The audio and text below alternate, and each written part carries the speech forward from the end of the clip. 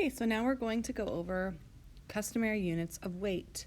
So what you need to know is 1 pound, LB is how you abbreviate it, is equal to 16 ounces, or abbreviation OZ. 1 ton, T, is equal to 2,000 pounds. These are the two things that you need to know. So if I have, again, you want to remember this, to change to a smaller unit to a larger unit, you're going to divide. If you're changing from a larger unit to a smaller unit, you are going to multiply. So if you're going to convert 4 pounds to ounces, that means I'm taking 4 of these pounds and I'm making them into ounces. I'm going to want to multiply, because I'm taking a larger unit and making it into a smaller unit, because a pound is more than an ounce. So I'm going to multiply 16 ounces times 4 pounds.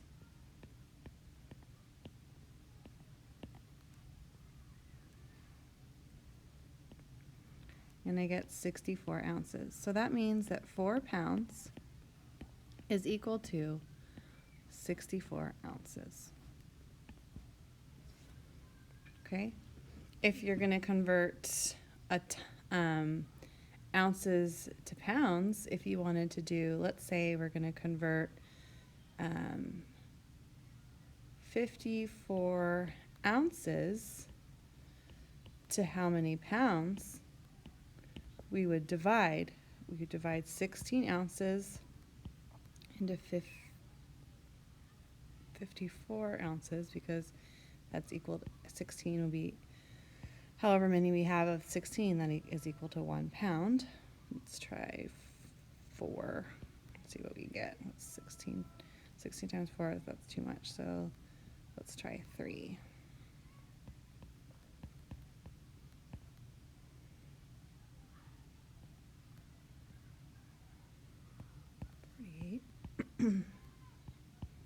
So we subtract 48.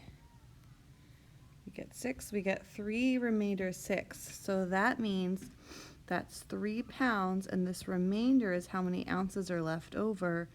3 pounds and 6 ounces. So 54 ounces is equal to 3 pounds and 6 ounces. The reason that it's 6 ounces is because that's what's left over. So we have a total of 3 pounds, because there's 16 ounces in 1 pound. So we have 3 pounds, and then whatever is left over, these are still ounces. They just don't fit into that pound. So 3 pounds and 6 ounces. Okay, so just remember, a pound is equal to 16 ounces. So a pound is larger than ounces, and a ton is larger than pounds. And you want to remember this: to change a smaller unit to a larger unit, divide, and to change from a larger unit to a smaller unit, you're going to multiply.